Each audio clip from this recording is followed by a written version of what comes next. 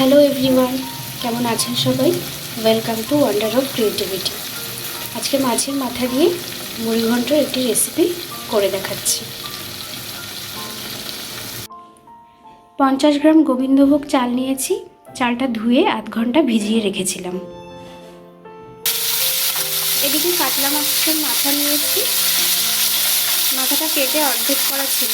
ধুয়ে কিছুক্ষণ জল ঝরিয়ে রেখে নুন, হলুদ আর শুকনো লঙ্কার গুঁড়ো দিয়ে মাখিয়ে ভেজে নিচ্ছি। মাথাগুলো ভেজে তুলে রেখেছি। ওই কড়াইতেই আরও কিছুটা সর্ষের তেল দিয়ে দিয়েছি। এবার আলুগুলো ভেজে নেব। আলুগুলো ছোট ছোট করে ডুমো ডুমো করে কাটা হয়েছে। আলুর মধ্যে দিয়ে দিচ্ছি নুন, হলুদ। আলুটা লাল করে ভেজে তুলে রাখছি। আলুটা ভেজে তুলে রেখেছি। কড়াইতে বেশ কিছুটা সর্ষের তেল দিয়েছি। ফোড়ন দিচ্ছি গোটা জিরে, এবার পেঁয়াজ কুচি দিই।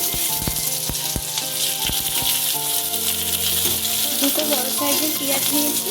পেঁয়াজটা ডুমো ডুমো করে কেটে নিয়েছি।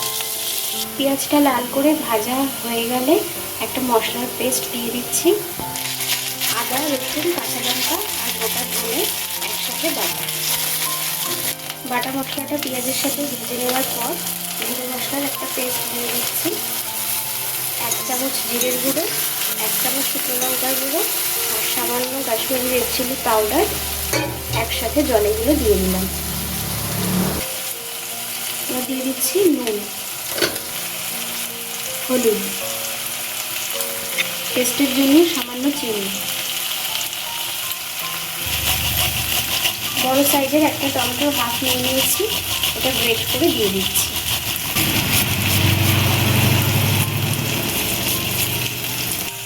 টমেটোর খোসাটা ফেলে দিয়েছি এবং মশলা ধোয়া জলটা দিয়ে দিচ্ছি। মশলাটা থেকে তেল ছাড়তে শুরু করলে ভেজে রাখা মাছের মাথাগুলো দিয়ে দিচ্ছি। মশলার সাথে মাছের মাথাটা ভালো করে কষিয়ে নিচ্ছি। ভেজে রাখা আলুটা দিয়ে দিচ্ছি।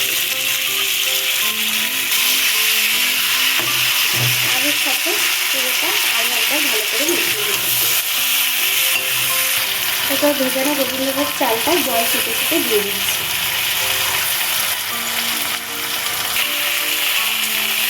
পুরোটা একসাথে ভালো করে মিশিয়ে নিচ্ছি।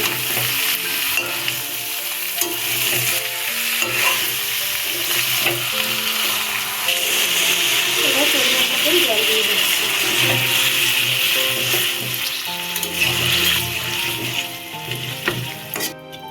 চাল আর আলুটা যাতে সিদ্ধ হয়ে যায় সেরকম পরিমাণ বুঝে জল দিতে হবে। জলটা শুকিয়ে এলে আলু আর চাল সিদ্ধ হয়ে গেলে নামানোর আগে দিয়ে দিচ্ছি গরম মশলার গুঁড়ো।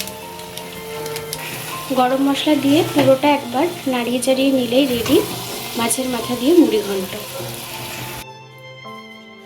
কেমন লাগলো আজকের রেসিপি কমেন্টসে জানাবেন। ভালো লাগলে একটা লাইক করে সবার সাথে শেয়ার করে দেবেন আর চ্যানেলটা সাবস্ক্রাইব করে দেবেন। সবাই ভালো থাকবেন, সুস্থ থাকবেন।